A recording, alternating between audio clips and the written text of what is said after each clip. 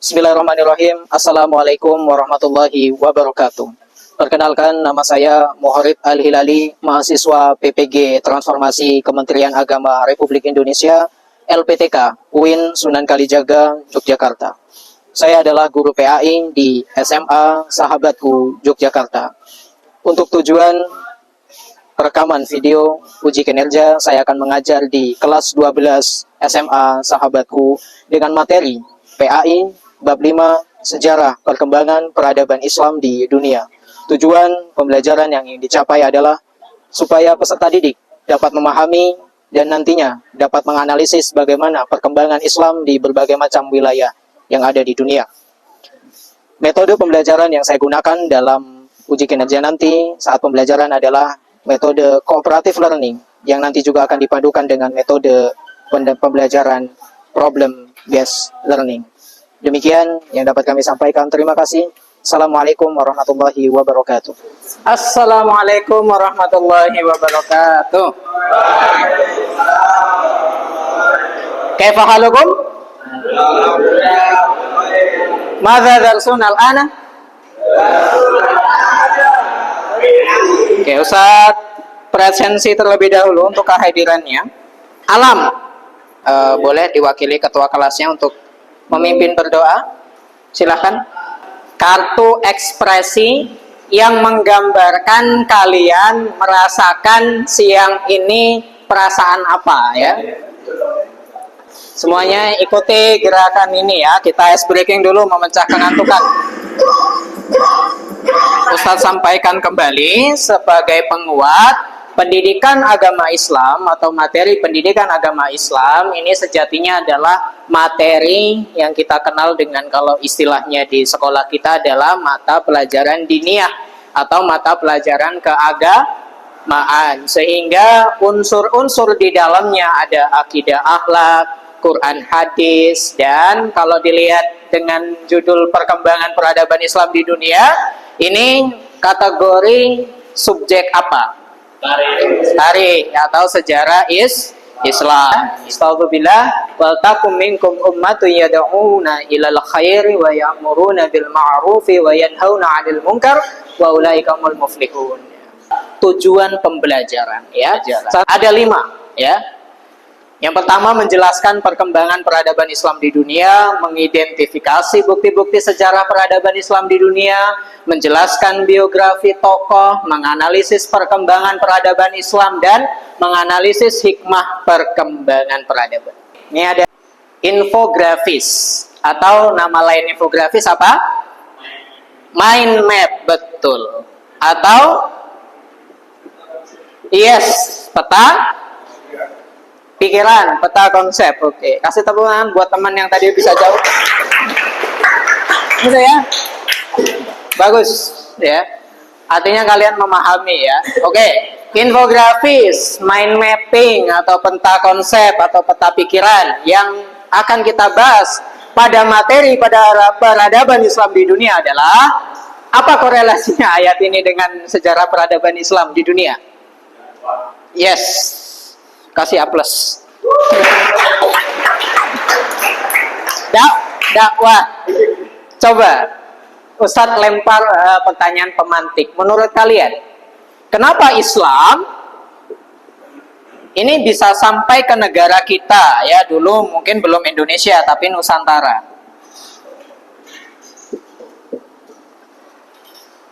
Kenapa? Perdagangan. Oke. Nice. Perdagangan. Apalagi? Tapi dengan menjawab perdagangan, apakah langsung otomatis Islam bisa tersebar? Lalu apa yang lebih menspesifik Islam bisa tersebar? Dakwah. Tadi, betul jawabannya tadi. Ya, perdagangan dalam arti dakwah. Apa bedanya dakwah sambil berdagang dengan berdagang sambil berdakwah?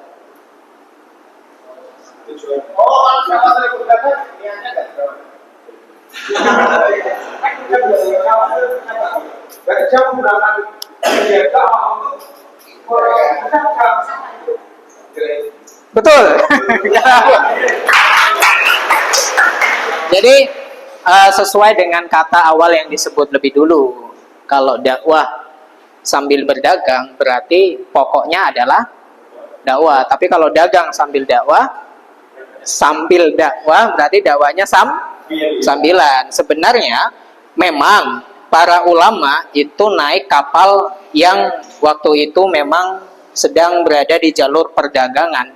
Tapi memang the real ulama yang menyebarkan itu ulama, bukan hanya sekedar pedagang, no, tapi ulama yang memang naik ke dalam kapal gitu. Jadi ketika di dalam satu kapal itu isinya ya nggak semuanya pedagang, macam-macam gitu ya. Salah satunya adalah memang dari awal sudah ada ulama yang berada di kapal itu, gitu ya. Oke. Begitu juga dengan wilayah-wilayah lain. Maka korelasinya ayat ini ya tentu dari konsep dakwah ya. Oke, ada yang kenal ini siapa? Siapa? Yes. Jamaluddin Al-Afghani, Muhammad Abduh dan Ibnu Sina, atau orang barat mengenalnya Avicenna. Oke, silakan perhatikan dulu video ini. Sebagian besar dunia sedang dalam kegelapan dan kekacauan. Islam seperti emas bersinar. Peradaban Islam untuk pertama kali dalam sejarah memimpin dunia. Setelah baru sekitar 100 tahunan dari munculnya Islam di semenanjung Arab, Islam menyebar dari Timur Tengah ke Afrika Utara dan Asia Tengah di bawah pimpinan Umayyad dan nantinya dilanjutkan oleh Abbasiyah. Terinspirasi oleh ayat-ayat Al-Quran dan hadis, Islam memimpin kemajuan manusia dalam filsafat, sains, kedokteran, matematika, dan bahkan astronomi. Istilah-istilah yang kita kenal seperti aljabar, kimia, azimut, algoritma, alkohol, dan alkali berasal dari masa ke masa ini. Pemikiran besar seperti algoritma, Ibnu Sina, Al-Razi, Ibnu Al-Haytham, Ibnu Rushd, Al-Ghazali berasal dari masa ini, di mana mereka mengajarkan estafet ilmu pengetahuan dari Yunani kuno, Persia, India, dan yang lainnya, dan akhirnya memberikannya ke Eropa pada masa Renaissance. Pada video kali ini, kita akan mencoba untuk menghargai kembali bagaimana Islam, para ilmuwan dan pemikiran mereka menjadi mercusuar yang menerangi dan menyelamatkan kapal-kapal kemanusiaan yang hampir menabrak karang dan tepi. Kapal-kapal yang hampir memberikan akhir terhadap nyawa yang berada di dalamnya.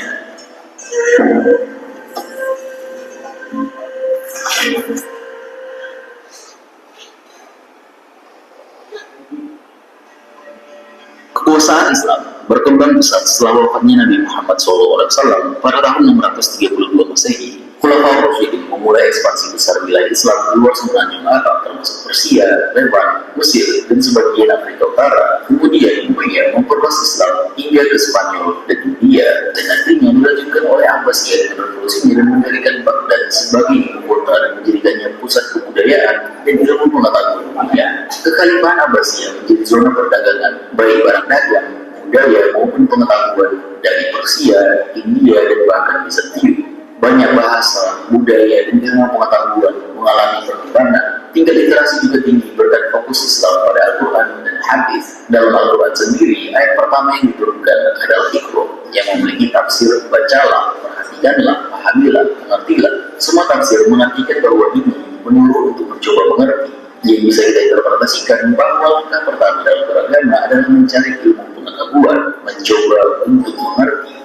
Dan banyak hadis dari Muhammad juga memberikan penekanan bahwa mencari ilmu adalah kewajiban bagi setiap muslim. Di antaranya hadis dari Anas bin Malik, mencari ilmu itu wajib atas setiap muslim. Dari Abu Hurairah, para nabi tidak mewariskan dinar atau dirham, mereka hanya mewariskan ilmu. Barang siapa mengambilnya, ia telah mengambil baginya banyak. Dan ini memberi motivasi yang besar bagi para ilmuwan di Abbasiyah pada masa itu, membuat mereka mencoba untuk mengerti diri, dunia dan seisinya, menjadikan ilmu pengetahuan memiliki nilai yang sangat tinggi dalam agama. Ini yang membuat mereka tidak peduli apakah yang dipelajari kalangan muslim, asal itu memajukan pengetahuan mereka.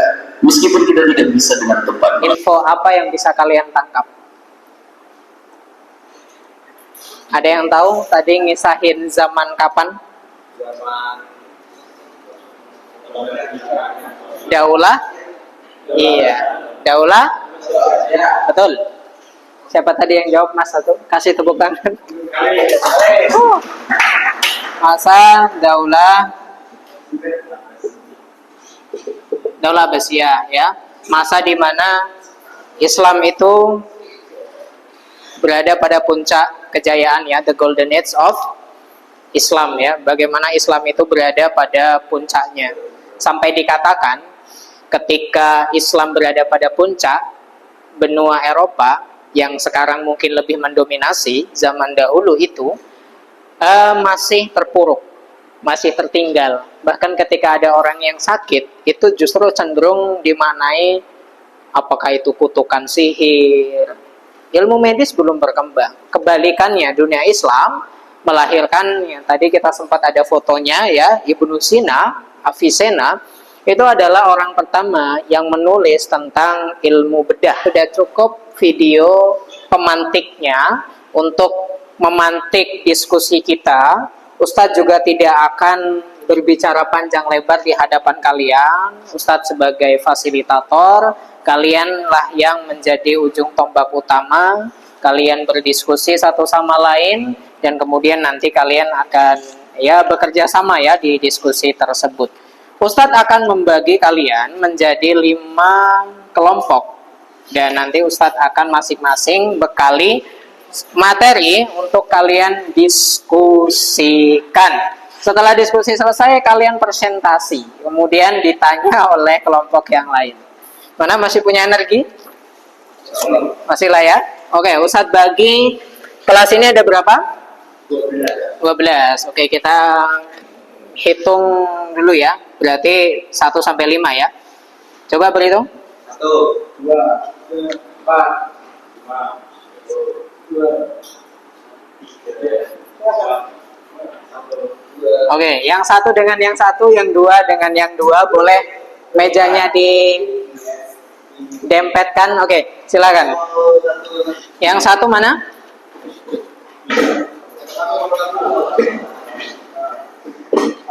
Kelompok 2, kelompok 3, kelompok 4, kelompok 5. Oke, 5 topik materi yang perlu kalian diskusikan. Ya, ini LKPD-nya. Kerjakan LKPD kelompok ya, karena kalian berkelompok maka LKPD-nya kelompok. Oke, di LKPD ini kalian fokus pada yang poin B. Nomor 1, buatlah sebuah tabel yang membuat perkembangan peradaban Islam di beberapa wilayah berikut. Jadi masing-masing kelompok 1, 2, 3, 4, 5 itu ada materinya masing-masing ya, sesuai dengan yang sudah Ustadz kasih. Silahkan kalian membuat informasi yang pertama, perkembangan peradaban Islam apa yang bisa kalian jelasin ke kelompok lain sesuai dengan materi yang kalian terima. Misalnya yang dapat benua Asia, jadi kalian mengulik perkembangan peradaban Islam di benua Asia. Ya, yang di Afrika, Australia dan Pasifik, Eropa dan Amerika ya. Isinya informasinya apa? Kalian bisa kasih informasi wilayah mana Islam berkembang, ada tokoh ilmuwan apa di sana, beserta dengan bidang ilmunya dan kontribusinya. Sudah, itu aja. Ada pertanyaan?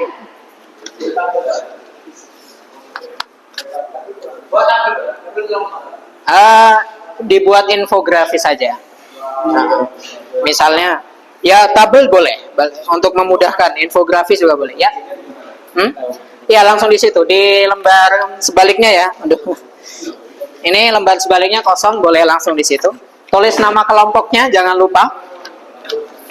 Oke, Ustadz kasih waktu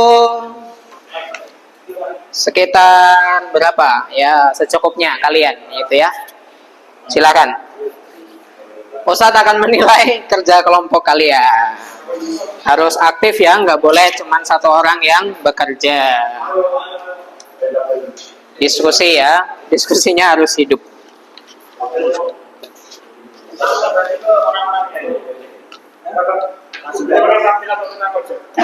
Boleh tabel, boleh peta konsep. Ustadz nggak membatasi tipe tertentu ya. Yang penting di situ ada ya informasi tentang perkembangan peradabannya.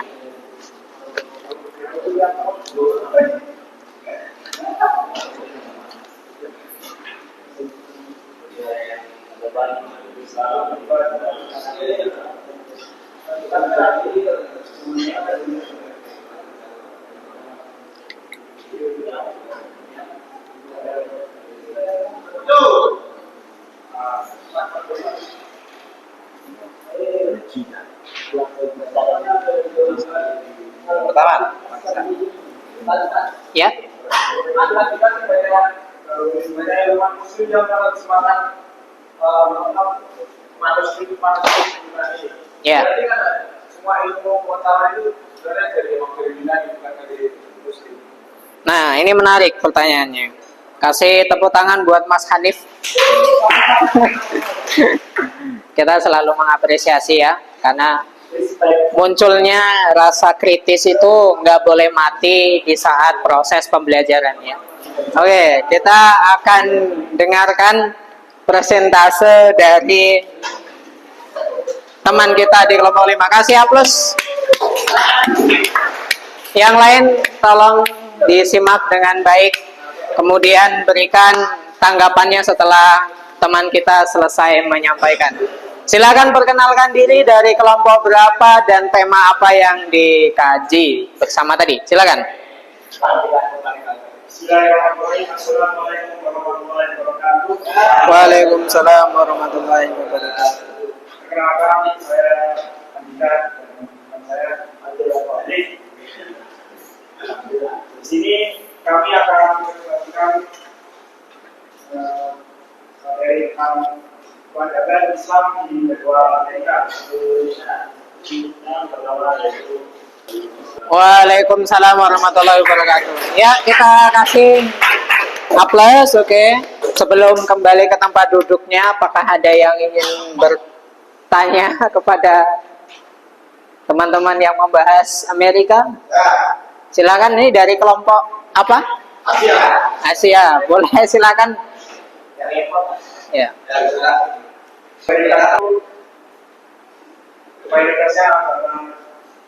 Oke, kita kasih